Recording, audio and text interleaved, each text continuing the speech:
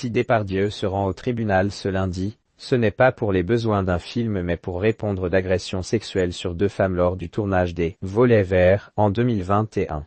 Gérard Depardieu a été pendant plus de 50 ans un des acteurs les plus demandés et célèbres de sa génération avant de sombrer dans l'opprobre. Un destin d'homme qui a tout d'une tragédie, avec une profusion de succès et de moments de gloire avant d'être rattrapé par des comportements abjects. À l'écran comme en dehors, son tempérament fort en gueule, volontiers outrancier, lui a longtemps attiré la sympathie du public et de la profession, dont une partie ne commencera à lui tourner le dos qu'à 70 ans, passé. La diffusion fin 2023 d'images tournées 5 ans plus tôt en Corée du Nord, où il multiplie les déclarations obscènes, accélère sa chute. Nonobstant, le président Emmanuel Macron continue de voir en lui un immense acteur qui rend fière la France. De la petite délinquance à Châteauroux au gratin du cinéma parisien. Né le 27 décembre 1948 à Châteauroux, dans le centre de la France, Gérard Depardieu connaît une adolescence perturbée, marquée par la délinquance, avant de découvrir le théâtre à Paris.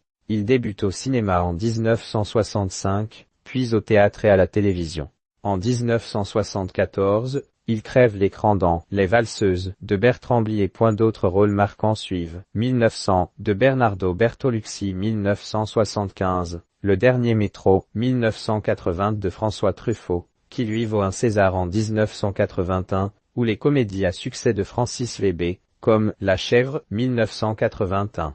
Héros aux 1000 visages, selon la formule de l'hebdomadaire américain Newsweek en 1987. Il s'illustre notamment dans Tenue de soirée, 1985, Bertrand Blier, Jean de Florette, 1986, Claude Berry, Sous le soleil de Satan, 1987 ou Cyrano de Bergerac, Jean-Paul Rappeneau, qui lui vaut le prix d'interprétation à Cannes en 1990 et un nouveau César en 1991. Comportement outrancier et excès en tous genres. Au début des années 1990, il devient Depardieu quand il s'essaie au cinéma hollywoodien, avec Green Car, 1990 ou 1492,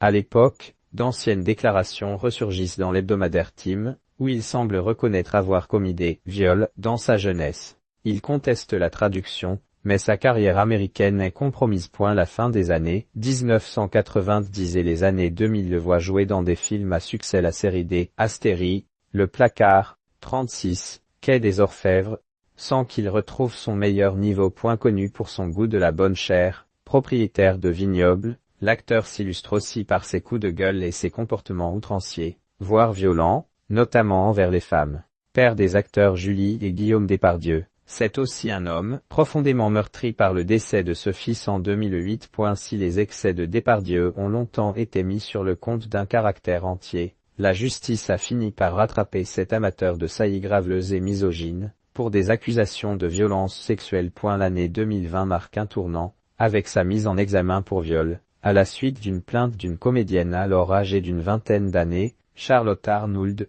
ce qu'il conteste. Une autre plainte pour agression sexuelle a été déposée par l'actrice Hélène Darroze et a été classée pour prescription.